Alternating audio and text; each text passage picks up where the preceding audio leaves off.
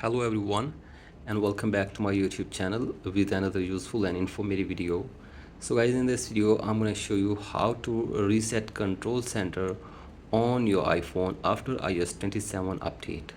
So guys, if you have updated your device to the latest version, that is iOS 27, and now you want to reset your control center, here I will show you how can you do this.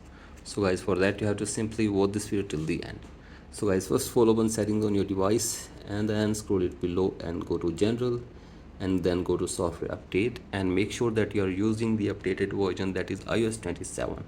And if there is any update available for you, simply update it, and after this go back and then scroll it below and go to the control center settings. Here you can see this, simply tap on control center and then tap on reset control center, and this will reset your control center layout to factory defaults.